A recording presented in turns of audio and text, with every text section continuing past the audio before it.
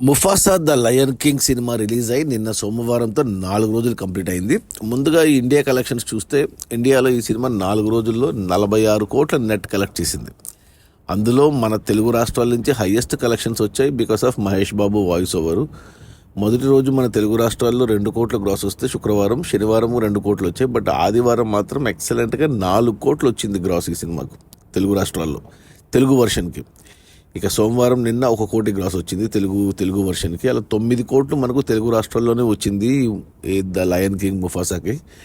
ఇక ఇంగ్లీష్ వర్షన్కి కూడా 1 కోటి గ్రాస్ వచ్చింది తెలుగు రాష్ట్రాల్లో. అలా 10 కోట్లు మనకు తెలుగు రాష్ట్రాల్లోనే వచ్చింది. 46 కోట్లు ఇండియా మొత్తంగా వస్తే 10 కోట్లు అందులో తెలుగు రాష్ట్రాల నుంచి వచ్చాయి.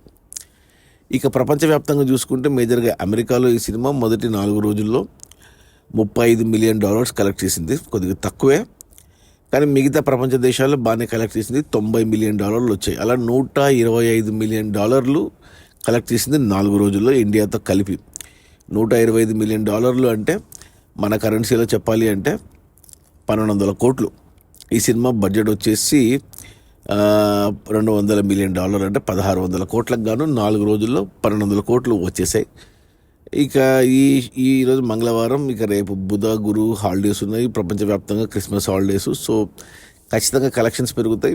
ఈ వారంలో సినిమా ఖచ్చితంగా మొదటి వారం ఎండ్ అయ్యేసరికి రావాల్సిన $200 మిలియన్ వచ్చేస్తాయి, బడ్జెట్ వచ్చేస్తుంది. ఏమంటే సినిమా హిట్ అవ్వాలి అంటే కనీసం ఒక $500 మిలియన్, $500 మిలియన్ టచ్ చేయాలి. $500 మిలియన్ అంటే 4,000 కోట్ల వరకు కలెక్ట్ చేస్తేనే సినిమా అప్పుడు హిట్ అయినట్టు లెక్క.